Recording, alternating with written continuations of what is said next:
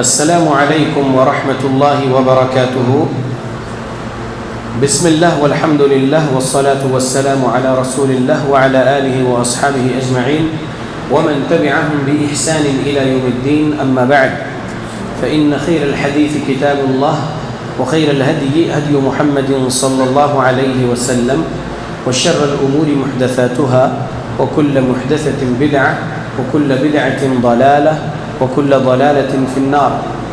أعوذ بالله السميع العليم من الشيطان الرجيم من همزه ونفخه ونفثه، بسم الله الرحمن الرحيم، إن الله لا يغير ما بقوم حتى يغيروا ما بأنفسهم، رب اشرح لي صدري ويسر لي أمري واحلل عقدة من لساني يفقهوا قولي، سبحانك لا علم لنا إلا ما علمتنا إنك أنت العليم الحكيم، إن العزة لله جميعا هو السميع العليم۔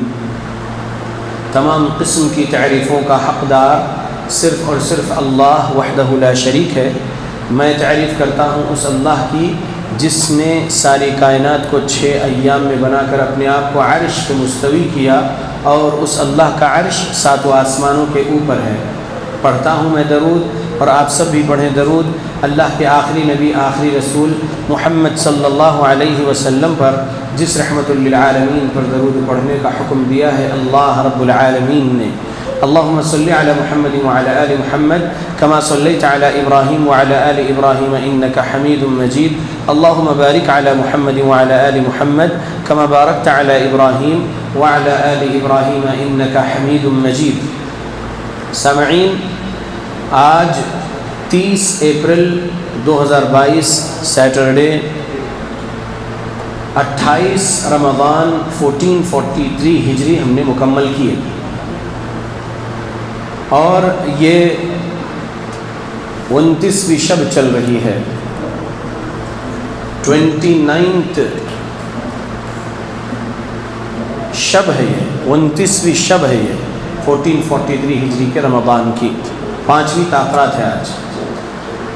میں یہاں پر تیسری تاخرات کو آیا تھا جی، تو تیسری تاخرات میں درس ہوا تھا، اور یہاں پر یہ بولا گیا تھا کہ سوال جواب کا بھی ایک سیشن رکھا جائے، تو آج 5ویں تاخرات 1443 ہجری کے رمضان کی آدھے گھنٹے کا سوال جواب کا سیشن ہوگا، اور آدھے گھنٹے بعد میں رخصت ہو جاؤں گا یہاں سے انشاءاللہ، ٹھیک ہے۔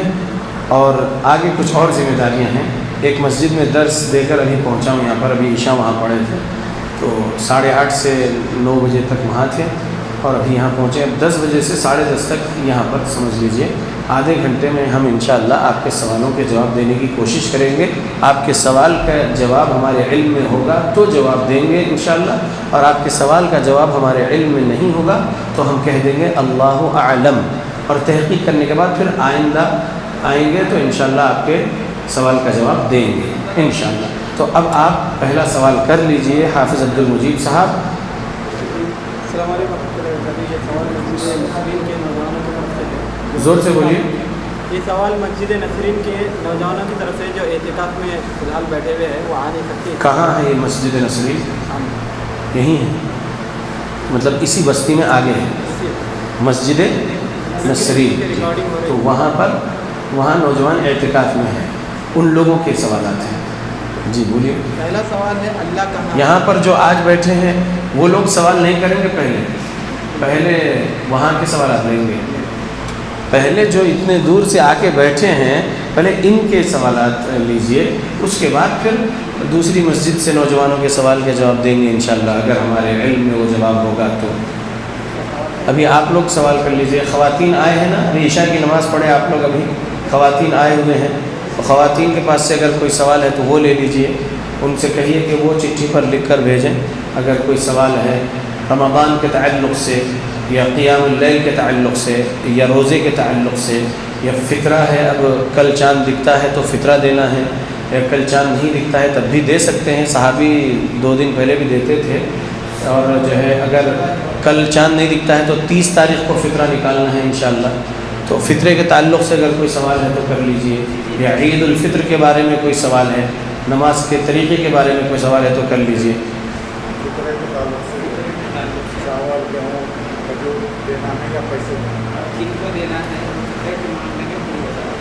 ٹھیک جی، میرے بزرگ آپ نے سوال کیے ہیں کہ کرنسی دے سکتے ہیں کیا فطرے میں یا اناج ہی دینا ہے؟ صحیح بخاری حدیث نمبر 1503، صحیح بخاری حدیث نمبر 1510، یہ دو حدیثیں لے لیجئے، اور سنن ابو داؤد حدیث نمبر 1609، یہ تین حدیثیں فطرے کے بارے میں یاد رکھ لیجئے۔ صحیح بخاری حدیث نمبر 1503 میں ہے کہ رسول اللہ صلی اللہ علیہ وسلم کے دور میں صحابہ 1 صاع کھجور یا 1 صاع پنیر یا 1 صاع منقع وغیرہ نکالتے تھے، اور رسول اللہ نے فرض کیے ہیں ہر مسلمان آزاد اور غلام کے طرف سے صدقۃ الفطر نکالنا، بچے کے طرف سے بھی نکالنا ہے، بڑوں کے طرف سے بھی نکالنا ہے۔ شوال کا چاند دیکھنے کے بعد آپ فطرہ نکالیں گے۔ 29 رمضان مکمل ہونے کے بعد، مغرب پڑھنے کے بعد جب آپ چاند دیکھ رہے ہیں، چاند دکھ گیا تو شوال کا چاند دکھ گیا ہے، اور آپ کیا کریں گے؟ آپ فطرہ نکال دیں گے۔ اگر 29 کو چاند نہیں دکھتا ہے، 30 کی گنتی پوری کرنا ہے۔ صحیح بخاری حدیث نمبر 1909، صحیح بخاری حدیث نمبر 1913 کے مطابق مہینہ 29 یا 30 کا ہوتا ہے تو 31 کا نہیں ہوتا، تو چاند اگر 29 کو نہیں دکھا تو 30 روزے مکمل کر کے پھر آپ مغرب پڑھتے ہی اپنے گھر سے صدقۃ الفطر یا زکوٰۃ الفطر نکالیے، وہ فرض ہے اللہ کی طرف سے، ہم کو صدقۃ الفطر نکالنا ہے۔ 2.5 کلو ہوتا ہے صدقۃ الفطر ایک آدمی کے طرف سے، کیونکہ 1 صاع جو ماپ تھا رسول اللہ صلی اللہ علیہ وسلم کا، جو ماپ تھا اناج تولنے کا، وہ 1 صاع جو ہے آج ہمارا 2.5 کلو ہوتا ہے، تو 2.5 کلو کھجور زیادہ آپ کھاتے ہیں تو کھجور نکالو، منقع زیادہ کھاتے ہیں تو منقع نکالو، پنیر زیادہ کھاتے ہیں تو پنیر نکالو۔ صحابہ جو زیادہ کھاتے تھے جو نکالتے تھے، پنیر نکالتے تھے، منقع نکالتے تھے۔ ہم لوگ چاول گیہوں وغیرہ زیادہ کھاتے ہیں، تو اگر ایک بچے یا ایک بچی کی طرف سے، ایک جوان لڑکا لڑکی کی طرف سے، یا ایک بزرگ مرد عورت کی طرف سے 2.5 کلو نکالنا ہے۔ اچھا، اگر چاند دکھنے کے بعد کوئی بچہ پیدا ہو جائے تو اس کے طرف سے بھی آپ کو نکالنا ہے صدقۃ الفطر، اور یہ فرض کیا ہے اللہ نے ہم پر، تو 2.5 کلو اس بچے کی طرف سے بھی نکالنا ہے۔ کرنسی میں آپ صدقۃ الفطر نہیں دے سکتے، صحیح بخاری حدیث نمبر 1510 کے مطابق طعام کی اجناس میں سے ہی دینا ہے، ایسا صحابی نے کہا ہے 1510 صحیح بخاری کے مطابق۔ لہذا آپ کرنسی میں صدقۃ الفطر نہ دیجیے، اناج ہی دیجیے۔ اور اگر آپ 2.5 کلو کے ایک بنا رہے ہیں اور مسجد کے پاس بیٹھے ہوئے فقراء جو ہے، اگر ان کو آپ دے رہے ہیں، دے سکتے ہیں۔ اور اگر آپ 2.5 کلو کے ایک پیکٹ نہیں بناتے ہوئے، 10 لوگ ہیں آپ کی فیملی میں، تو 2.5 کلو 10 آدمی کا 25 کلو ہو جاتا ہے۔ ایک آدمی کا 2.5 کلو، 10 کے 25 کلو، 25 کلو چاول کا، یا 25 کلو آٹے کا، یا 25 کلو گیہوں کا ایک ہی بیگ جو ہے، اپنے کوئی رشتہ دار ایسے ہیں جو مسکین ہیں ان کو دے دیجیے، اپنے پڑوسی میں کوئی مسکین ہے ان کو دے دیجیے۔ اور حافظ عبد الرحمن نے آپ کے سوال میں ایک بات جوڑ دیے تھے کہ کس کو دینا ہے، تو پہلے نمبر پہ آپ مسلمان فقراء، مسلمان مساکین کو ہی ڈھونڈنا، صدقۃ الفطر ان کو دینا۔ اور اگر نان مسلمس بھی فقیر آ رہے ہیں تو آپ ان کو دے سکتے ہیں۔ علماء مفتیان اکرام نے کہا کہ وہ بھی محتاج ہے، اس کو بھی دے سکتے ہیں، کیونکہ سورہ توبہ سورہ نمبر 9 آیت نمبر 60 میں تالیف قلب کے لیے نان مسلم کو فرض زکوٰۃ جو کرنسی دینا ہے وہ دے سکتے ہیں، تو ویسے ہی صدقۃ الفطر بھی اگر آپ کسی مسکین، کسی فقیر نان مسلم کو دینا ہے تو دے سکتے ہیں صدقۃ الفطر کا اناج، ٹھیک ہے۔ کرنسی نہیں دینا ہے صدقۃ الفطر میں، یہ بات ذہن میں رکھیے۔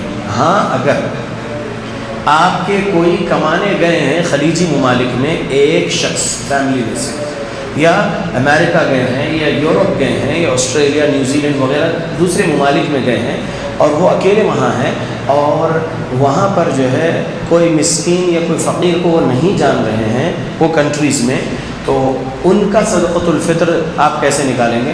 اگر وہ ان کی کیش بھیج رہے ہیں ان کی صدقۃ الفطر نکالنے کے لیے، تو آپ کیا کریں گے؟ ان کے اس کیش کا اناج خریدنا ہے، اور یہاں پر آپ کا 29واں روزہ رہنے دیجئے، ان کے 30 روزے ہو جانے دیجئے، آپ کا 28واں روزہ رہنے دیجئے، ان کا 29واں روزہ رہنے دیجئے۔ ان کا 29ویں روزے کا چاند اگر دکھ گیا ان کو 29 مکمل کرنے کے بعد، تو ان کی صدقۃ الفطر آپ کے 28ویں دن نکال دیں گے، ٹھیک ہے؟ تو آپ ان کا کیش لیے ہیں اور اناج خریدے ہیں اور فطرانہ ادا کر دیے ہیں ان کے طرف سے۔ اب وہ ایک رشتہ دار ہو یا ایک سے زیادہ ہو، اگر ان کا یہاں فطرہ نکالنا ہے تو نکال سکتے ہیں۔ اسی طرح سے کوئی دوست ہوتے ہیں باہر کنٹریز میں، کسی دوست کو یہ ذمہ داری دے دیتے ہیں کہ بھائی یہ میں کیش ڈال رہا ہوں، اس کا جو ہے آپ اناج خریدیے اور جو ہے فطرہ نکال دیجیے، تو فطرہ نکال سکتے ہیں اناج میں ہی۔ یہ سوال کا جواب مکمل ہوا انشاءاللہ۔ بولیے جلدی زور سے۔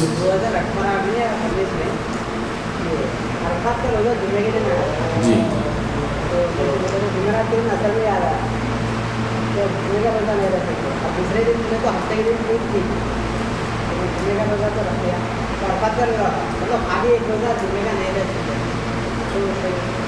جس دن آپ کی 9 ذی الحجہ ہے اور اس دن جمعہ آئے تو آپ روزہ رکھنا ہے۔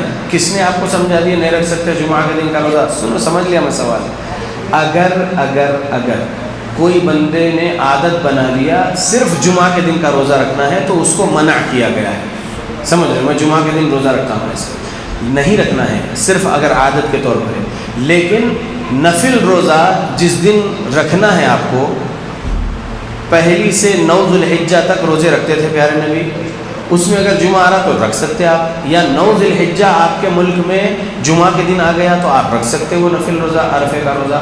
اور 13، 14، 15 کے ایام 20 کے روزے رکھنے کی آپ کو عادت ہے اور اس میں جمعہ آ گیا تو رکھ سکتے آپ۔ صرف جمعہ کے دن عادتاً رکھنا وہ چیز سے منع کیا گیا، ٹھیک ہے انشاءاللہ؟ جی، خواتین کی طرف سے سوال آیا ہے۔ میک اپ لگا کر نماز ہوگی یا نہیں؟ میک اپ جن چیزوں سے بنتا ہے، اگر پہلے اس کے بارے میں آپ تھوڑا سا یوٹیوب سرچ کر لیں۔ آج بتایا جا رہا ہے کہ میک اپ کی چیزیں کون سے جانوروں کی چربی سے بن رہی ہے، اگر وہ آپ دیکھ لیں گے تو پھر میک اپ لگانا ہی چھوڑ دیں گے آپ۔ اور میں یہ کہوں گا کہ وضو سے نماز ہوتی ہے، میک اپ سے نماز نہیں ہوتی ہے، ٹھیک ہے؟ وضو کرو اور نماز پڑھو۔ وضو کے بعد میک اپ تھوپ رہے ہیں تو میک اپ جو ہے عجیب و غریب چیزوں سے بنائی جا رہی ہے، وہ کریمز وہ سب چیزوں سے بچنا چاہیے۔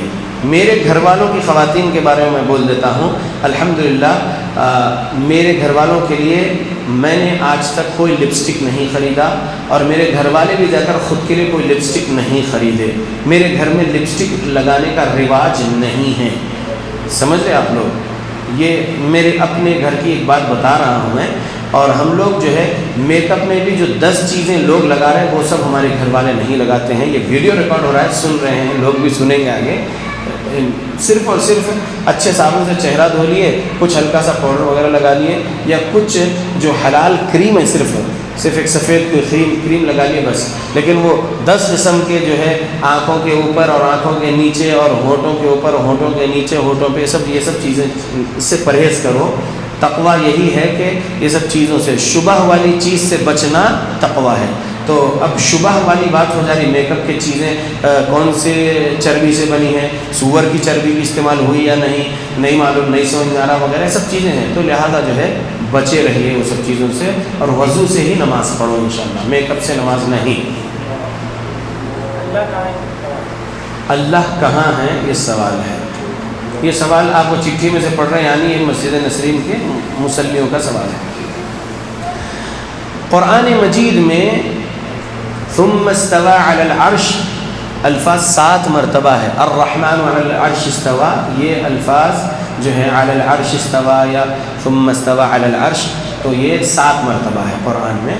تو اس سے کیا معلوم ہو رہا ہے کہ اللہ رب العالمین عرش پر مستوی ہے۔ مستوی کا اردو ترجمہ ہے قرار پانا۔ اللہ رب العالمین عرش پر قرار پایا۔ ثم استوى علی العرش، پھر وہ عرش پر قرار پایا، یعنی عرش پر مستوی ہوا۔ یہ ہے۔ اب قرآن سے سورہ 20 آیت 5 میں تو معلوم ہو گیا کہ الرحمن علی العرش استوى، رحمان عرش پر مستوی ہے۔ حدیث سے بھی سبق ملتا ہے۔ 3194 صحیح بخاری میں یہ حدیث الفاظ رسول صلی اللہ علیہ وسلم اس طرح ہے: لما قضى الله الخلق كتب في كتابه فهو عنده فوق العرش ان رحمتي غلبت غضبي۔ ترجمہ: جب اللہ نے اپنی مخلوقات کی تخلیق کر دیا تو پھر اللہ نے لکھا اس کی کتاب میں، کتبہ فی کتابہ، غور کر رہے بات پر، اللہ نے لکھا اس کی کتاب میں، فہو عندہ، وہ کتاب ہے اس کے پاس، فوق العرش، عرش کے اوپر، کتاب کہاں ہے وہ؟ عرش کے اوپر۔ کتب فی کتابی ہی، لکھا اللہ نے اس کی کتاب میں، لکھا اللہ نے اس کی کتاب میں، فہو، وہ کتاب ہے، عندہ، اس کے پاس، کس کے پاس؟ اللہ کے پاس، فوق العرش، عرش کے اوپر۔ ٹھیک ہے؟ تو اس حدیث 3194 صحیح بخاری سے کیا سمجھ میں آیا؟ جب اللہ رب العالمین کی کتاب اس کے پاس اور فوق العرش ہے تو اللہ بھی فوق العرش ہے۔ فوق یعنی اوپر، عرش یعنی عرش، اللہ کا عرش، اللہ کے عرش کے اوپر اللہ کی کتاب یعنی لوح محفوظ ہے، تو اللہ بھی وہیں پر عرش پر مستوی ہے اور اس کی کتاب بھی عرش پر ہے۔ اس 3194 صحیح بخاری سے معلوم ہوا۔ اور اگر آپ صحیح بخاری حدیث نمبر 555 اور صحیح مسلم حدیث نمبر 632 پر بھی غور کریں گے تو اس میں سبق یہ ہے کہ ہر انسان مرد اور ہر انسان عورت کے ساتھ 4 فرشتے ہیں ڈیوٹی پر، 2 ہمیشہ رہتے ہیں اور وہ چاروں جو ہے عصر کی نماز اور فجر کی نماز کے وقت جمع ہوتے ہیں۔ 2 فرشتے جو فجر میں ڈیوٹی اتر رہے ہیں وہ فرشتے عصر میں چڑھے تھے، اور جو فرشتے عصر میں ڈیوٹی اترے تھے وہ فرشتے پھر آگے اب فجر میں ڈیوٹی چڑھنے کے لیے، تو 2 فرشتے ڈیوٹی اتر رہے ہیں، 2 فرشتے ڈیوٹی چڑھ رہے ہیں، چاروں فرشتے ایک ہی ٹائم جمع ہوئے، یعنی عصر میں اور پھر ایک ٹائم فجر میں، 2 ٹائم جمع ہوئے اس انسان کے پاس۔ تو 2 ڈیوٹی اتر کے جا رہے ہیں اللہ کے پاس اور 2 ڈیوٹی چڑھ رہے ہیں، تو جو اللہ کے پاس جا رہے ہیں فجر کے ٹائم پر اس بندے کے پاس سے، اور جو اللہ کے پاس جا رہے ہیں فرشتے عصر کے ٹائم پر اللہ کے پاس اس بندے کے پاس سے، تو ان کے بارے میں اس حدیث میں الفاظ 555 صحیح بخاری، 632 صحیح مسلم میں ہے: یعرج الملائکہ، یعرج الملائکہ مطلب فرشتے چڑھ کر جاتے ہیں اللہ کے پاس۔ تو اگر اللہ زمین پر ایوری ویئر ہے بول رہے ہیں کوئی لوگ، اللہ ہر جگہ ہے بول رہے ہیں، تو پھر یہ حدیث میں فرشتے اس انسان کے پاس سے جو اس کے رجسٹرز لے کر جا رہے ہیں، فجر سے عصر تک کیا کیا، عصر سے فجر تک کیا کیا، وہ فرشتے جو لے کر جا رہے ہیں اس بندے اس بندی کے رجسٹرز اللہ کے پاس لے جا رہے ہیں، تو چڑھ کر جانے کی بات ہے اس حدیث میں، فرشتے چڑھ کر جا رہے ہیں، یعرج الملائکہ، چڑھ کر جاتے ہیں فرشتے۔ ٹھیک ہے؟ تو معلوم یہ ہوا کہ اللہ ہر جگہ نہیں ہے، اللہ اپنے عرش پر مستوی ہے اور اللہ کے پاس جاتے ہیں۔ وہ 7ویں آسمان تک فرشتوں کی پرواز ہوتی ہے، جیسا کہ ہم کو سورہ نجم سے سبق ملا کہ جبرائیل علیہ السلام رسول اللہ صلی اللہ علیہ وسلم کو جب معراج میں لے کر گئے تھے 7ویں آسمان تک جبرائیل علیہ السلام تھے، آگے جبرائیل علیہ السلام نہیں جا سکے، رسول اللہ صلی اللہ علیہ وسلم سدرۃ المنتہا تک گئے تھے۔ ٹھیک ہے؟ تو معلوم ہوا کہ فرشتوں کی پرواز اللہ کے عرش پر نہیں ہے، 7ویں آسمان کے اوپر تک فرشتے جاتے ہیں۔ ٹھیک ہے؟ تو یہ فرشتے اوپر جا رہے ہیں نا، 7ویں آسمان تک جا رہے ہیں، تو اللہ ہر جگہ نہیں ہے۔ یہ 555 صحیح بخاری، 632 صحیح مسلم سے معلوم ہو گیا کہ فرشتے چڑھ کر جا رہے ہیں۔ اور اس حدیث میں اور بھی بہت ساری باتیں ہیں، سبق ہے 555 صحیح بخاری میں کہ پھر اللہ سے فرشتے بولتے ہیں، اللہ ان سے سوال کرتا ہے کس حالت میں میرے بندوں کو چھوڑ کر آئے ہو تم؟ تو فرشتے کہتے ہیں کہ جب ہم گئے تھے تب بھی وہ نماز میں تھا، اور جب ہم اس کو چھوڑ کے آئے تو وہ نماز میں تھا۔ تو جو بندہ جو بندی فجر میں نماز میں ہے، فرشتے اللہ کے پاس اس کی گواہی دیں گے کہ یہ نماز میں تھا، نماز میں تھی۔ جو بندہ جو بندی عصر کی نماز میں رہیں گے تو فرشتے اللہ کے پاس گواہی دیں گے جا کر کہ ہم چھوڑ کے آئے تو بھی یہ بندہ جو ہے نماز میں تھا، یہ بندی نماز میں تھی۔ تو ہم کو نماز نہیں چھوڑنا ہے، 5 وقت کی نماز کی پابندی کرنا ہے، گالی گلوچ نہیں کرنا ہے، جھوٹ نہیں بولنا ہے، جھوٹے الزامات نہیں لگانا ہے، حلال ہی کمانا ہے، حلال ہی کھانا ہے، حلال ہی پینا ہے، حلال ہی پہننا اوڑھنا ہے، چوری سے بھی بچنا ہے، جھوٹی کمائی سے بھی بچنا ہے، سود کی کمائی سے بھی بچنا ہے، ہر کبیرہ صغیرہ گناہ سے بچتے ہوئے زندگی گزارنا ہے تاکہ فرشتے ہمارے رجسٹرز میں گناہ نہ لے کر جائیں اللہ کے پاس، نیکی ہی نیکی لکھتے ہوئے نیکی ہی لے کر جائیں۔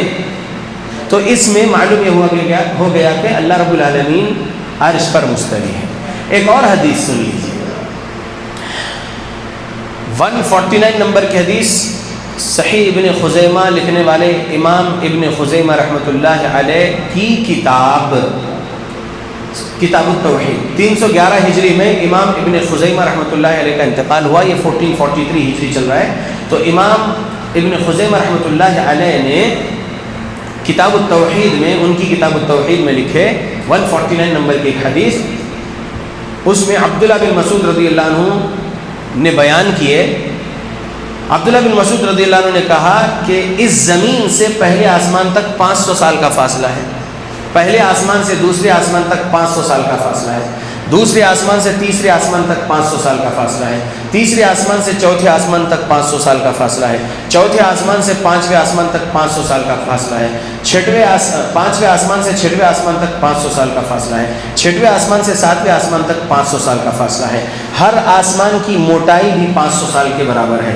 لہٰذا اس زمین سے 7ویں آسمان کے اوپر جا کر ٹھہرنا بولے تو 60,000 سال کا فاصلہ ہے یہ، کیونکہ ہر آسمان کے درمیان میں 500 سال کا فاصلہ اور ہر آسمان کی موٹائی بھی جو ہے 500 سال کی، تو 7,000 سال ہو گئے۔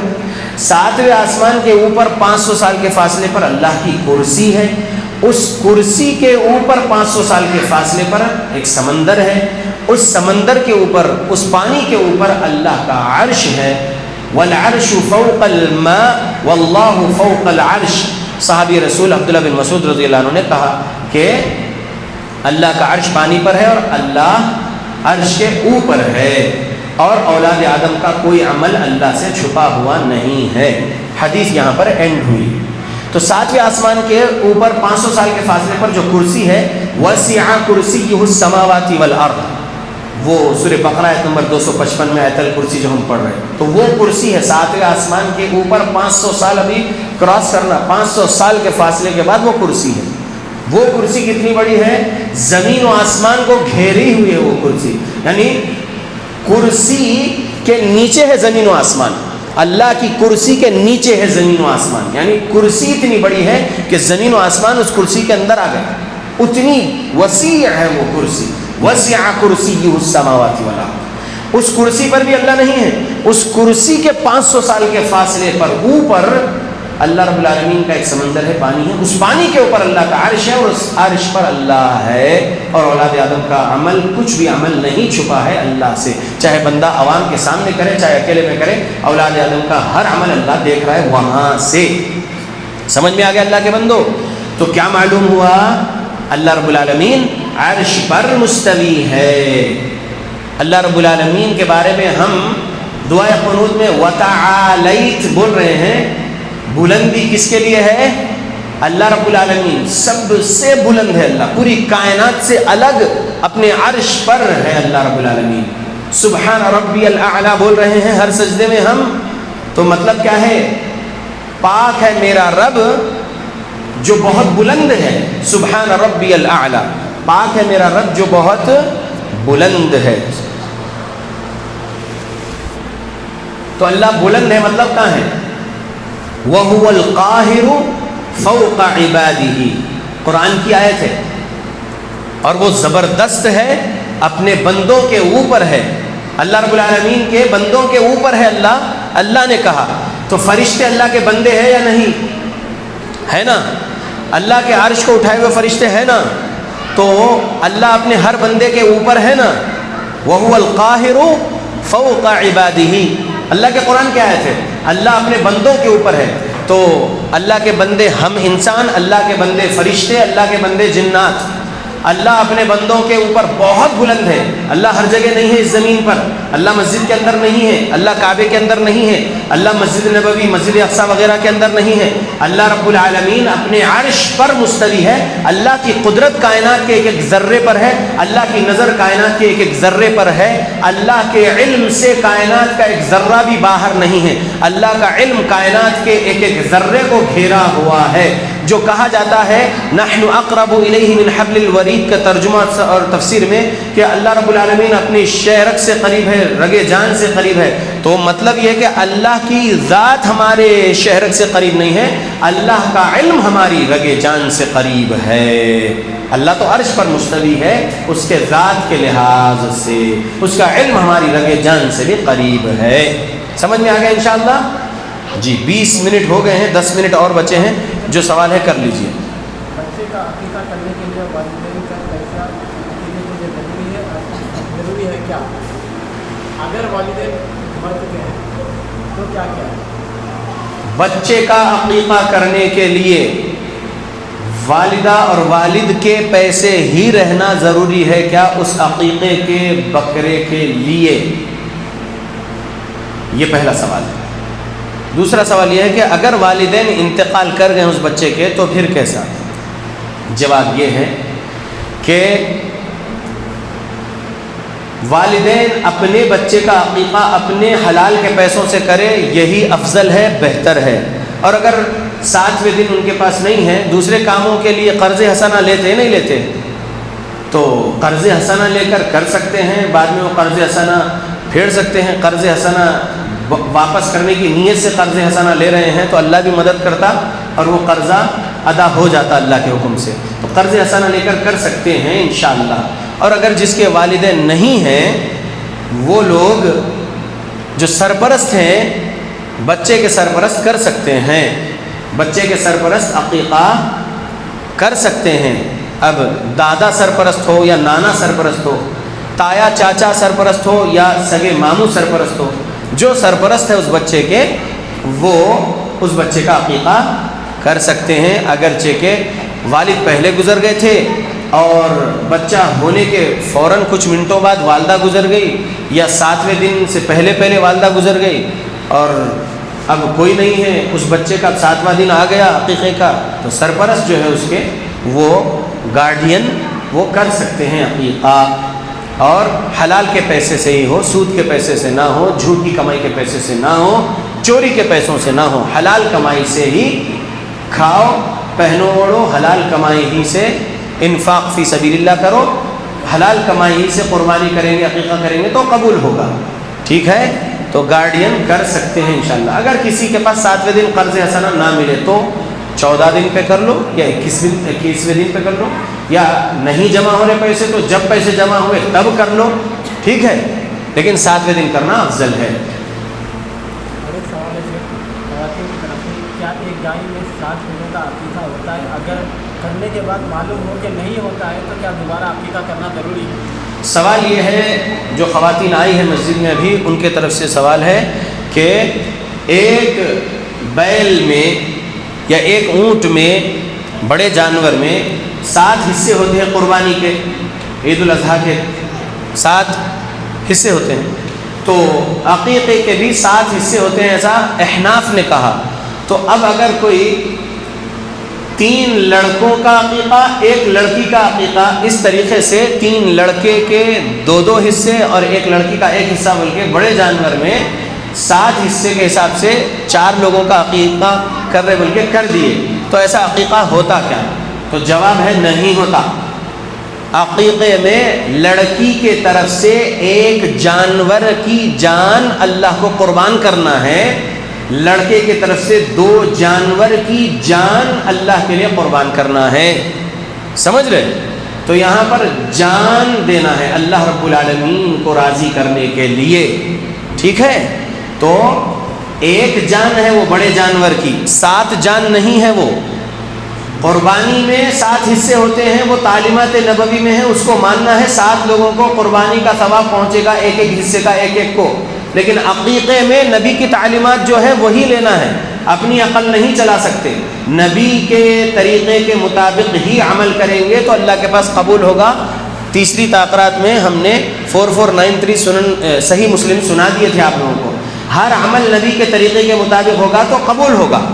لہذا سمجھ لیجیے اچھے سے، ایک جان ذبح کرنا ہے، ایک جانور، بکرا یا بڑا جانور جو بھی ذبح کر رہے ہو، بسم اللہ اللہ اکبر کہہ رہے ہو، تو اللہ رب العالمین کے لیے اس لڑکی کے طرف سے ایک جانور، اللہ رب العالمین کے لیے اس لڑکے کے طرف سے 2 جانور عقیقے میں، ٹھیک ہے، حصے نہیں ہیں عقیقے میں، جانور ذبح کرنا ہے رب کو راضی کرنے کے لیے، ٹھیک ہے۔ تو اب جو دوسرا سوال ہے، اگر کوئی کر لیے ہیں ایک بڑے جانور میں 7 حصے بول کے 3 لڑکوں کا عقیقہ 1 لڑکی کا عقیقہ، تو وہ کیا کرنا؟ وہ لوگ پھر سے اب کرنا، کیونکہ انما الاعمال بالنیات، نیت غلط عمل کی تھی، لہذا اب لڑکی کے طرف سے 1 جانور ذبح کریے عقیقے میں، اور لڑکوں کی طرف سے 3 جانور ذبح کریے، 6 جانور ذبح کریے لڑکوں کی طرف سے، 3 لڑکے اگر ہے تو ایک لڑکے کے 2 جانور، ٹھیک ہے۔ اس طریقے سے ایک کی طرف سے عقیقہ کریے، اور وہ جو ہوا وہ عام قربانی انشاءاللہ بسم اللہ اللہ اکبر بول کے جو ہے ذبح کیا گیا تھا، وہ حلال ہو گیا جانور، وہ کھا لیے، ختم ہو گیا۔ لیکن اب اگر واپس عقیقہ کرنا ہے تو اسی طریقے سے کرنا ہے، اور کرنا پڑے گا، اگر کی بات نہیں ہے، کرنا پڑے گا، کریے، لڑکے کے 2 جانور ذبح کریے، لڑکی کا 1 جانور، ٹھیک ہے انشاءاللہ۔ جانور کون سے ہونا؟ میں وہ جو آپ سوال میں جو نام لیے میں وہ نام نہیں لے رہا ہوں، سمجھ رہے؟ بیل آپ ذبح کریے، آپ بکرا بکری جو قربانی کے جانور ہیں وہی جانور جو ہے آپ عقیقے کے لیے ذبح کر سکتے ہیں انشاءاللہ۔ انڈیا ہے بھائی جی۔ صاحب کا سوال ہے کہ ایک صاحب نے کہا کہ 4 راتیں جگنا بیکار ہے، یعنی 5 راتوں میں جگنے میں کسی مسجد کے خطیب نے جاگنا بیکار ہے کہا، تو ایسے آدمی کے لیے شریعت میں کیا ہوتا ہے؟ پہلے تو ایسے خطیب کو سامنے بٹھایا جائے گا اور ان کے سامنے دلائل صحیح بتائے جائیں گے، سمجھایا جائے گا سلف صالحین کا فہم، اور وہ ان کی اصلاح کر لیتے ہیں تو الحمدللہ اچھی بات ہے۔ ان کو بتایا جائے گا کہ آپ نے جو کہا کہ 4 رات جاگنا بیکار ہے، 27 بھی جاگو، بس یہی صحیح ہے، یہی کافی ہے۔ تو آپ لا علمی میں اگر یہ بیان کر دیے ہیں تو پہلے صحیح دلائل ہم آپ کو بتا رہے ہیں، جس میں 2017 صحیح بخاری پہلے دیکھیے، 2017 صحیح بخاری پہلے دیکھیے، طاق راتوں کے بارے میں اس میں ذکر ہے۔ اما عائشہ رضی اللہ عنہا بیان کرتی ہیں رسول اللہ صلی اللہ علیہ وسلم نے فرمایا تحروا لیلۃ القدر فی الوتر من العشر الاواخر من رمضان، رمضان کے آخری عشرے کی طاق راتوں میں تلاش کرو قدر والی رات کو۔ یہ محمد صلی اللہ علیہ وسلم کا فرمان ہے، آپ نے فرمایا ہے، یہ قولی حدیث ہے، آپ نے فرمایا ہے، تلاش کرنے کی ترغیب دلائی ہے، لہذا لیلۃ القدر کو تلاش کرنا ہے رمضان کے آخری عشرے کی طاق راتوں میں۔ اب صحیح بخاری حدیث نمبر 2024 دیکھتے ہیں، فعلی حدیث۔ اما عائشہ رضی اللہ عنہا کہتی ہیں كان النبي صلى الله عليه وسلم إذا دخل العشر أحيا ليله وشد مئزره وأيقظ أهله۔ محمد صلی اللہ علیہ وسلم کی زوج مطہرہ، ہم ایمان والوں کی ماں عائشہ صدیقہ رضی اللہ عنہا بیان کر رہی ہے کہ نبی صلی اللہ علیہ وسلم رمضان کے آخری عشرے میں جب داخل ہوتے تو اس کی 10 راتیں جاگتے، احیا لیلہ، پورے عشرے کی راتیں جاگتے تھے، اس کو زندہ کرتے تھے۔ احیا یعنی زندہ کرتے تھے، یعنی نیند نہیں لیتے تھے، سوتے نہیں تھے، جاگتے تھے، مغرب سے لے کر فجر تک جاگتے تھے نبی صلی اللہ علیہ وسلم۔ احیا لیلہ، پورے عشرے کی راتیں جاگتے تھے نبی۔ اور کیوں جاگتے تھے؟ شد مئزرہ سے مطلب نکل رہا ہے کہ تہبند کس لیتے تھے اللہ کی عبادت کرنے کے لیے، اللہ کی عبادت کے لیے جاگتے تھے۔ ہوٹل بازی کے لیے نہیں جاگتے تھے، شاپنگز کے لیے نہیں جاگتے تھے نبی، آج وہاں کھائیں گے، کل وہاں کھائیں گے، پرسوں وہاں کھائیں گے، اس کے لیے نہیں جاگتے تھے نبی اور صحابہ، اللہ کی عبادت کے لیے جاگتے تھے۔ وَأَيْقَظَ أَهْلَهُ کہا اما عائشہ رضی اللہ عنہ نے، اور اللہ کی عبادت کے لیے نبی اپنے گھر والوں کو ساتھ لے لیتے تھے، لہذا 10 راتیں نبی جاگتے تھے اللہ کی عبادت کے لیے، اور اس کی 5 راتوں میں لیلۃ القدر کو تلاش کرنے کا حکم دیا نبی۔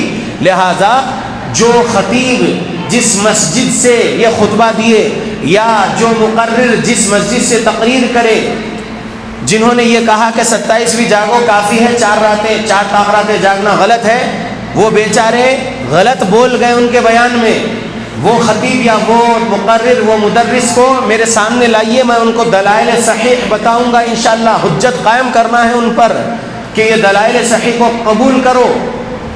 صحیح بخاری، صحیح مسلم کی حدیثیں ہیں، اور پھر دوسری سنن جو حدیث کی کتابیں اس میں بھی حدیثیں موجود ہیں، ہم ان کے سامنے دلائل سمجھائیں گے۔ صحیح سندوں والی حدیثیں قبول کرنا ہے، صحیح سندیں والی حدیثیں ہم اس مسئلے میں بتائیں گے ان کو۔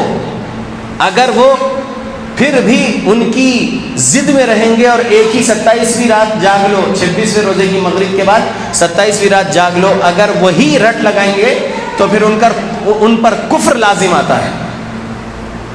ہم تکفیر نہیں کرتے کسی کی اس وقت تک جب تک کہ سامنے والے کو بٹھا کر قرآن اور صحیح احادیث کے دلائل اس کو بہت دیر اور بہت اچھے سے نرمی سے سمجھا نہیں لیتے، حجت قائم جب تک نہیں ہو جاتی اس بندے پر، ہم تب تک تکفیر نہیں کرتے۔ اگر وہ مذاق کر رہا ہے قرآن کی آیت کے بارے میں اور حدیث رسول کے بارے میں مذاق اڑا رہا ہے تو پھر ہم سورہ توبہ کی آیت سنا دیں گے۔ کیا ہے وہ آیت؟ اب اللہ و کتابہ و رسولہ، کیا ہے وہ آیت؟ کیا تمہارے لیے اللہ اور رسول اور اس کی کتاب ہی رہ گیا ہے؟ تستہزئون، کہ تم پڑھیے، قل اب اللہ و آیاتہ و رسولہ کنتم تستہزئون، یہ سورہ توبہ کی آیت ہے۔ قل اب اللہ و آیاتہ و رسولہ، اللہ رب العالمین اور اس کی آیتیں اور اس کے رسول ہی رہ گئے تم کو مذاق اڑانے کے لیے۔ یہ آیت ہم پھر وہاں پر پیش کریں گے۔ حجت پوری قائم ہو جانے کے بعد بھی اگر وہ اس کی ضد میں ہے اور صحیح تعلیمات، صحیح دلائل نہیں قبول کر رہا ہے، تب اس پر کفر لازم آتا ہے، کیونکہ نبی کی بات کا انکار کرنا، جو صحیح سندوں سے مل رہی نبی کی بات کا انکار کرنا، یہ کفر ہے۔ اللہ ہدایت دے سب کو، آمین۔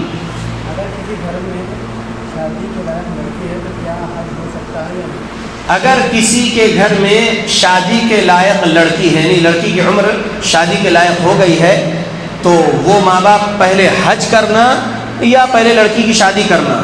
جواب ہے پہلے حج کرنا، بعد میں لڑکی کی شادی کرنا، کیونکہ حج فرض ہے۔ اگر آپ کے پاس مالی استطاعت ہے تو آپ پر حج فرض ہو گیا۔ حج کس پر فرض ہے؟ جو مالی طور پر استطاعت رکھ رہا اور جسمانی طور پر استطاعت رکھ رہا مرد، اس کے لیے یہ 2 شرطیں ہیں، اور عورت کے لیے تیسری ایک شرط ایڈ ہو جاتی ہے۔ وہ شرط کیا ہے؟ وہ ہے اس کے ساتھ محرم ہونا۔ جس کسی عورت کا کوئی محرم نہیں ہے، تمام محرم انتقال کر گئے، تو پھر وہ عورت حج نہ کرے، کیونکہ محرم شرط میں سے ہے۔ استطاعت نہیں ہوئی اس کی اب حج کے لیے، محرم نہیں رہنے کی وجہ سے، تو نہ کرے۔ یہاں پر لڑکی کی شادی کے بارے میں سوال کیا گیا ہے، حج پہلے یا لڑکی کی شادی پہلے؟ تو پہلے حج کریے، کیونکہ حج کرنا فرض ہے، اسلام کا رکن ہے، 5واں فریضہ ہے یہ۔ تو پہلے حج کر کے آئیے، بعد میں اللہ رب العالمین کا نام لیجیے اور اپنی بیٹی کی شادی کریے، اللہ آپ کو عطا کرے گا، انشاءاللہ عطا کرے گا اللہ۔ مال کے لیے ہی لوگ رکے رہتے ہیں، مال کا مت سوچو، اللہ دے گا انشاءاللہ۔ حج کر لو، عمرہ کر لو پہلے۔ جی زور سے۔ مہر کی ادائیگی میں دعوت کرنا ضروری ہے یا صرف میاں بیوی آپس میں لے سکتے ہیں؟ مہر کی ادائیگی میں دعوت کرنا ضروری ہے یا میاں بیوی آپس میں اپنا معاملہ دیکھ لیں گے؟ پہلی بات تو یہ ہے کہ مہر معجل ہو، یعنی تعجیل ہے اس میں، یعنی پہلے ہی دینا ہے۔ اس عورت سے جب آپ نکاح کے وقت قبول قبول قبول بول رہے ہیں، ایجاب و قبول کے وقت ہی آپ جو ہے مہر دے رہے ہیں، یہ سب سے زیادہ صحیح ہے۔ صحیح بخاری میں بھی حدیث موجود ہے اور بھی دوسری کتابوں میں حدیث موجود ہے۔ تو آپ جو ہے پہلے دے دیجئے۔ اب اگر کسی کے پاس مال نہیں ہے تو پھر صحیح بخاری کی حدیث ہے، وہ صحابی جس کے پاس انگوٹھی لوہے کی بھی نہیں تھی مہر میں دینے کے لیے، اپنی بیوی کو نکاح کے مہر میں دینے کے لیے انگوٹھی لوہے کی بھی نہیں تھی، تو تمہارے پاس کتنے سورے یاد ہیں تمہارے سینے میں؟ پوچھے نبی۔ اتنے سورے یاد ہیں نبی بولے۔ تو بولے ٹھیک ہے، نکاح کے بعد یہ سورے ان کو یاد کرا دو، یہی تمہارے لیے مہر ہے۔ تو جب مال نہیں ہے تب بعد میں دینے کی بات ہے، اور اس میں یہ قرآن کے سورے بھی شوہر یاد کرا سکتے ہیں اپنی بیوی کو مہر میں۔ تو اب شوہر صاحب نے ان کے نکاح کے وقت مال نہیں رہنے کی وجہ سے مہر نہیں دیے تھے، بعد میں دینے کی بات ہوئی، تو اب اگر ان کے پاس پیسہ آیا ہے تو بیوی کو مہر دے دیجئے، اور اس کے لیے کوئی دعوت نہیں ہے۔ یہ اسلامی تعلیمات میں ایسا کچھ بھی نہیں ہے کہ بعد میں جب مہر دیں گے تو دعوت کریں گے، ایسا نہیں ہے۔ آپ کا اور آپ کی بیوی کا مسئلہ ہے، آپ اپنی بیوی کو اکیلے میں بھی دے سکتے، یا اگر دو بڑے جو بیٹھے ہیں گھر میں، شوہر کے ہی بڑے کی موجودگی میں اگر وہ مہر لے رہی ہے لے سکتے ہیں، یعنی وہ عورت وہ لڑکی کے شوہر نکاح کے ٹائم پہ نہیں دیے، بعد میں دے رہے ہیں، اور اس وقت لڑکی کے ماں باپ نہیں ہیں، لڑکے کے والدین ہیں، لڑکے کے ذمہ دار ہیں، وہ دے رہے ہیں دو لوگوں کے سامنے، دو بڑے کے سامنے کہ دیکھو میں آج ان کا مہر ادا کر رہا ہوں، تو اچھی بات ہے، لیکن اس کے لیے کوئی دعوت نہیں ہے۔ اللہ اعلم۔ روزہ کون سی عمر سے رکھنا ہے، کون سی عمر سے روزہ رکھنا ہے، اور چھوٹے بچے روزہ رکھتے ہیں تو شریعت میں اس کا کیا ہوگا؟ 40 منٹ ہو گئے ہیں، میں آدھے گھنٹے کے لیے بیٹھا تھا، یہ آخری سوال کا جواب رہے گا انشاءاللہ۔ روزہ کون سی عمر سے رکھنا ہے؟ روزہ رکھنے کی جو شرائط ہے اس میں پہلی شرط ہے بندہ مسلمان رہے، وہ لڑکا لڑکی مسلمان رہے، پہلی شرط۔ دوسری شرط وہ اچھی عقل والا رہے، مجنون نہ رہے۔ تیسری شرط وہ بالغ ہو جائے۔ تیسری شرط بالغ، مسلمان عاقل بالغ پر روزہ رکھنا فرض ہے۔ بالغ کب ہوتا ہے لڑکا؟ 14 سال کی عمر کے بعد بالغ ہو جاتا ہے۔ لیکن عبداللہ بن عمر رضی اللہ عنہ کو نبی صلی اللہ علیہ وسلم بدر کی جنگ میں نہیں شریک کرے تھے، وہ 14 کے تھے۔ جنگ احد میں رسول اللہ صلی اللہ علیہ وسلم عبداللہ بن عمر کو شریک کر لیے تھے، وہ 15 کے ہو گئے تھے۔ تو اگر 15 بھی اگر کوئی کہہ رہے ہیں تو ٹھیک ہے، لیکن جس لڑکے کو بال اگ آئے زیر ناف اور چہرے پر وہ بالغ ہو گیا ہے، جس کو احتلام ہو گیا ہے وہ بالغ ہو گیا ہے، جس لڑکی کی پیوبرٹی چالو ہو گئی وہ بالغ ہو گئی۔ اب وہ 9 سال میں پیوبرٹی چالو ہو جائے، مینسٹرل سائیکل 9 سال میں سٹارٹ ہو جائے لڑکی کو، یا 10 سال میں، یا 11 سال میں، یا 12 سال میں، یا 13 سال میں، جو سال میں لڑکی کو مینسٹرل سائیکل سٹارٹ ہو جائے وہ بالغ ہو گئی۔ تو مسلم ہو، عاقل ہو، بالغ ہو، اس پر روزہ فرض ہے۔ آج کے سوالات اب یہاں روک لیتے ہیں، بھائی کسی اور جگہ جانا ہے۔ جی سوال ہے کہ بچوں کی تعلیم کے مسئلے میں کہ جماعت کے احباب کے غیر عقائد کے اداروں میں تعلیم دیتے ہیں، جس کے سبب بچوں کے اندر عقائد کا بگاڑ آ رہا ہے، اس مسئلے میں کیا کیا جائے؟ اس مسئلے میں ہمارے سلف صالحین کا ایک قول بول رہا ہوں جو صحیح مسلم کے مقدمے میں بھی ہے اور بھی کتابوں میں ہے، امام مالک سے بھی یہ نقل کیا گیا ہے۔ ان هذا العلم دین فانظروا عمن تأخذون دینکم، بے شک یہ علم تمہارا دین ہے، بس تم اچھے سے دیکھ لو کہ تم اپنا دین کس سے سیکھ رہے ہو۔ یہ شریعت اسلامیہ کے اصول والی بات ہے، بنیادی بات ہے یہ۔ ان هذا العلم دین فانظروا عمن تأخذون دینکم، تم کس سے دین لے رہے ہو یہ دیکھو اچھے سے۔ اگر غلط عقیدے والے اور بدعت کے اعمال والے سے دین لوگے تو آپ خود گمراہ ہو جاؤ گے، کیونکہ وہ گمراہ انسان آپ کو گمراہی کے عقیدے، گمراہی کے اعمال سکھائے گا تو گمراہ ہو جاؤ گے۔ لہذا صحیح عقیدہ، صحیح اعمال، صحیح معاملات والے سے دین لیجئے۔ سمجھ میں آ گیا اللہ کے بندو؟ جھوٹے سے علم نہیں لینا۔ امام مالک رحمۃ اللہ علیہ کا قول امام عقیلی رحمۃ اللہ علیہ نے ان کی کتاب الضعفاء میں نقل کیے، جھوٹے سے علم نہیں لینا، بدعتی سے علم نہیں لینا، اور ایسے نمازی پرہیزگار سے بھی علم نہیں لینا جس کو حدیثوں کا علم نہ ہو۔ بندہ اچھا ہے، نمازی ہے، پرہیزگار ہے، لیکن حدیثوں کے بارے میں وہ علم نہیں رکھتا ہے تو اس سے بھی علم نہیں لینا. گمراہ انسان کی گمراہی واضح ہے، اس سے علم نہیں لینا. تو یاد رکھیے کہ صحیح عقیدے صحیح اعمال والے سے ہی علم لینا ہے. اور ایسے ہی اسکولز دیکھیے آپ لوگ جہاں پر بچپن سے ہی ان کو اللہ کے بارے میں، رسول اللہ کے بارے میں، دین اسلام کے بارے میں تعلیمات مل رہی ہے اکیڈمکس کے ساتھ، اسلامی تعلیمات اکیڈمکس کے ساتھ، دنیاوی تعلیم کے ساتھ اسلامی تعلیم اور صحیح عقائد صحیح اعمال والی صحیح سندوں والی حدیثوں سے تعلیمات جو مل رہی ہو، ایسے اسکول میں آپ لوگ ڈالیے. میرے بچوں کو تو میں اقرا انٹرنیشنل اسکول میں ڈالا ہوں الحمدللہ، جو مشیر آباد برانچ میں ہے، اور الحمدللہ اس کے کئی برانچز ہے اپنے حیدرآباد میں. ایسے ہی اسلامک ٹیچنگز اور اکیڈمکس کو ساتھ میں لے کر اچھے سے پڑھانے والے جو اسکولز ہیں ان میں ڈالیے. یہ ہمارے مسجد کے صدر، اس مسجد ام سلیم کے صدر خطیب ابراہیم صاحب نے ایک پوسٹر کے بارے میں جو ہے اعلان کا بولے ہیں، Tarbiyah summer camp for childrens here and hereafter. For here یعنی اس دنیا میں اور دنیا کے بعد کی زندگی کے لیے تربیہ سمر کیمپ ہے.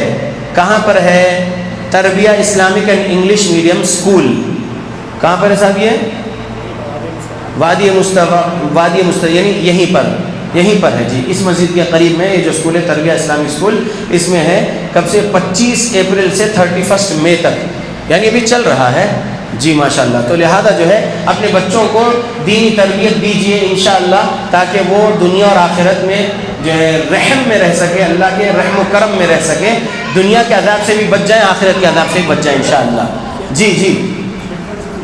جی آپ شیخ کا اسکول ہے جی، ابراہیم صاحب کا اسکول ہے ماشاءاللہ، نہیں معلوم تھا شیخ، تو یہ شیخ کا اسکول ہے. لہذا یہاں پر جو چھوٹے چھوٹے کیمپس ہوتے ہیں تربیت کے لیے، اس کے اندر اپنے بچوں کو لائیے تاکہ جو ہے ان لوگوں کی صحیح تربیت ہو سکے. اور پھر یاد رکھ لیجئے، ان هذا العلم دین فانظروا عمن تأخذون دینکم، بے شک یہ علم تمہارا دین ہے، تم اچھے سے دیکھا کرو کہ کس سے دین سیکھ رہے ہو، کس سے دین لے رہے ہو. لہذا گمراہ فرقوں سے بچو، ہر گمراہی جہنم میں لے جانے والی ہے. یاد رکھو، معتزلہ گمراہ، جہمیہ گمراہ، ان کے عقیدے اگر آج کسی فرقے والے میں ہے تو وہ لوگ وہی عقیدے کے رہنے کی وجہ سے گمراہ. مرجیہ گمراہ فرقہ، ان کے عقیدے اگر آج کے کوئی فرقے والے میں ہے تو وہ گمراہ. یاد رکھو، قدریہ تقدیر کا انکار کرنے والے گمراہ، ان کے جیسے عقیدے اگر آج کسی فرقے میں ہے تو وہ گمراہ، ان سے بچو. سمجھو اللہ کے بندو، اخوانیت سے بچا کے رکھو اپنے آپ کو. اخوان المسلمین جو بولتے ہیں میں ان کو اخوان المفسدین کہتا ہوں. اخوان المسلمین صحیح منہج پر نہیں ہے، صحابہ کے منہج پر نہیں ہے. سورہ نساء آیت نمبر 115 سے ہٹے ہوئے اخوان المسلمین بولنے والے وہ اخوان المفسدین ہیں. پی ایف آئی تنظیم سے اپنے آپ کو بچا کے رکھو. اللہ کے بندو ڈرو، اس میں بھی اخوانیت کے لوگ بھرے ہوئے ہیں. یاد رکھو، ہم جماعت اہل حدیث کے علماء جو سچ بولنے والے علماء ہیں، قرآن اور صحیح احادیث کو بیان کرتے ہیں اور اس کا صحیح فہم بیان کرتے ہیں، سلف صالحین سے جو صحیح فہم ملا اسی کو بیان کرتے ہیں، وہی لے لو. گمراہ فرقوں سے اپنے آپ کو بچا کے رکھو، شرک بدعت خرافات کے فرقوں سے دور رہو. ٹھیک ہے انشاءاللہ. اللہ سے دعا کرتا ہوں اللہ ہم مسلمانوں پر خاص رحم و کرم کرے، اللہ ہماری تمام عبادتوں کو قبول کرے، تقوی اور اخلاص عطا کرے تاکہ ہم اللہ رب العالمین کی جنت الفردوس کے وارث بن سکے. آمین. السلام علیکم ورحمۃ اللہ وبرکاتہ.